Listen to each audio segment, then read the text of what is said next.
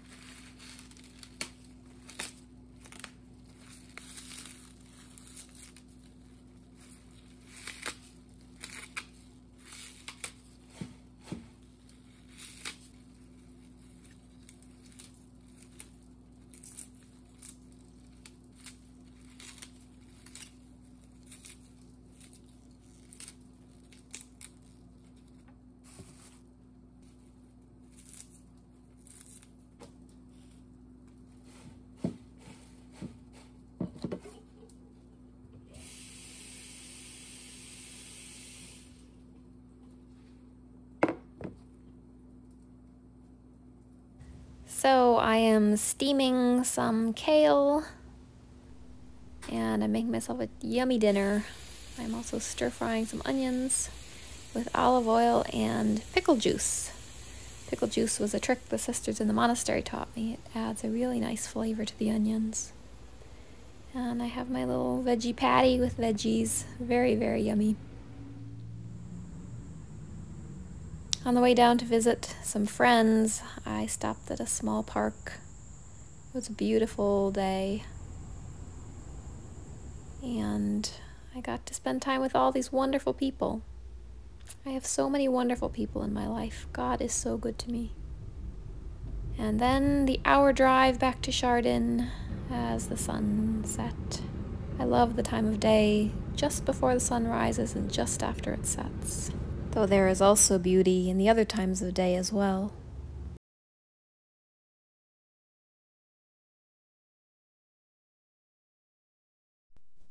I'm just a poor wayfaring stranger,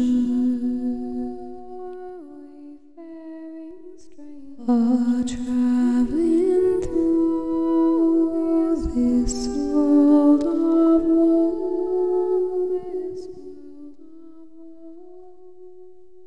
But there's no sickness,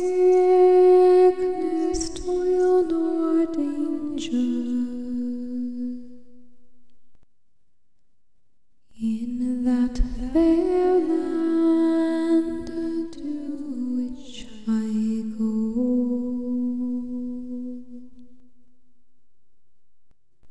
I'm going there to see my father. I'm going there no more to roam.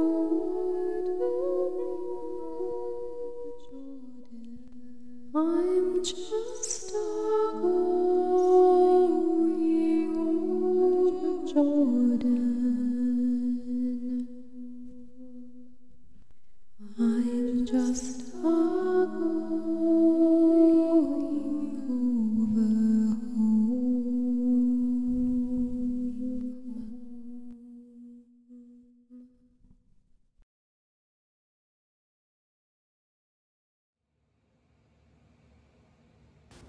Well, I guess even trying to clear the drainage did not work for my AC. It is dripping water again, and there's a flood on the floor, which is quite annoying. I did not want a flood on my floor. So luckily I have an old towel. I'm gonna try to sop it up, and a fan to dry it off. Right. Dry this off. My landlord got an estimate for a new heating cooling system, which is probably a very good idea, but I will not be here to benefit from it. That will be for the next person.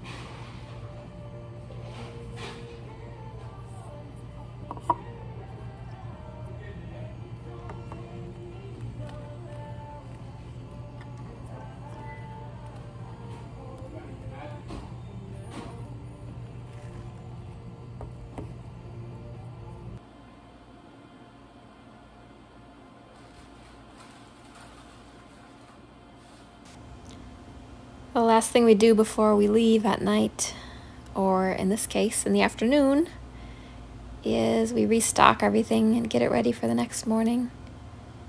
So restock the sandwich bags, restock the avocado toast boxes, restock all the coffee lids,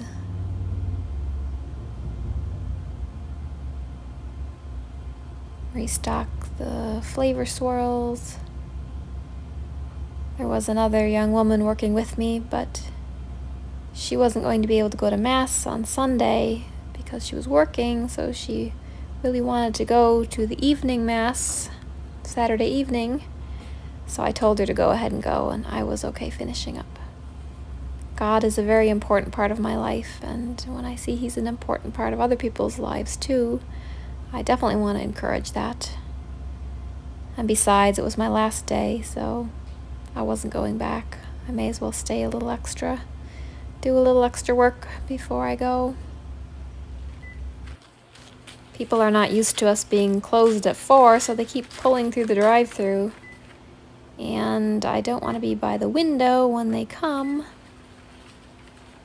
so I'm trying to hurry and get the napkins in before someone pulls around by the window. Oh, I'm gonna go hide on a car.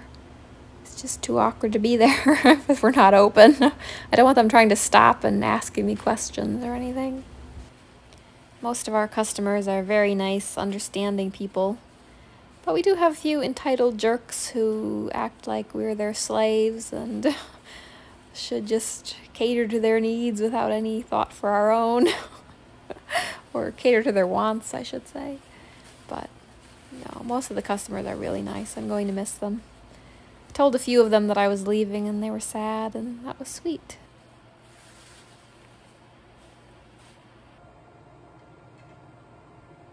Alright, last thing of all, mop the floors, and then I get to go home. Alright, my last day of work at Dunkin' Donuts is over. Phew!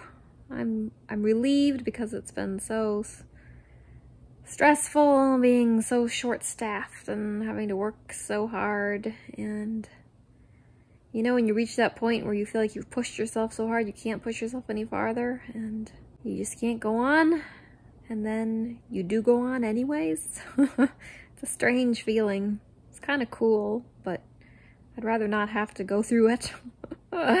Oh, anyhow, I am done. I'm finished. I'm at home resting on my sofa. I do feel a little sad though, because I have come to love those people, the workers and also the customers. I'm going to miss them. I am going to miss them.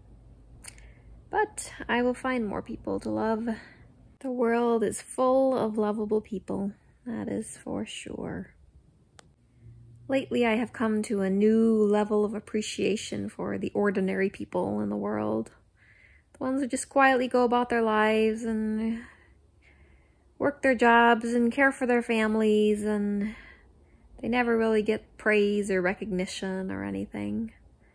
I have a vast new appreciation for them. Thank you to all of you who do that, who just quietly try to live good lives, even though you may never get the praise or recognition for it. It makes a difference, it really does. Because, you know, as a religious, we get a lot of praise, actually, which isn't always good for us. People think, wow, you're so amazing, and I don't know, pretty ordinary there too, really, in a different sort of way. But anyways, now that I'm a regular ordinary person, I don't know, I kind of like it. I think it's good for me, actually. And I love that people don't put me on a pedestal anymore, because people tend to put religious on pedestals. So in one sense, I think I can do more good as an ordinary person than I could as a religious, because, you know, people will take me more seriously in a sense, if that makes sense. Because instead of thinking I'm a cut above them and holier than they could ever be, They'll just see an ordinary person and they'll be like, well, I can do what she does and I can do it better than she does. Please do. Hopefully you can. I'm all for it. Sometimes I think, it's probably the same with Jesus, We try to put him on a pedestal, but he really came to be one of us. He wants to be seen as an ordinary person and for us to imitate him and not say, oh, wow, you're so holy, but say, I can do what he does. I can have that kind of relationship with God. I can go around doing good in whatever way is open to me. I think about that a lot. Because Jesus is the Christ, the Son of God. But he's not the whole Christ by himself. Because we are also the Christ, the children of God. We take our place in the Holy Trinity in the person of the Son of God. That's who we are. That's where we belong in the Trinity. So Jesus came to be an example of what the Christ is like in the world. And we're meant to imitate him. We're meant to be like that too. We're meant to be, the images the scripture uses are like the bride and the bridegroom. They become one. The head and the body, they're one. We're meant to be with Jesus, in Jesus, as the children of God. And he's our example. We're not supposed to just put him on a pedestal and honor him. No, we're supposed to follow him. Let's get down to work here, people. Let's follow Jesus. Let's really follow him. And the qualities that are most important, or the way of living that is most important, is love. To really, truly love. Not just talk about love, but actually be love. And in most ordinary situations, love is kindness and respect.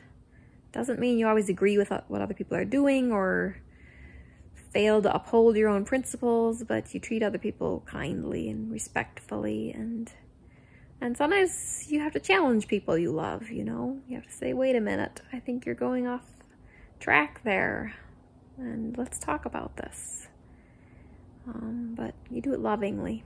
You do it respectfully. You don't do it arrogantly.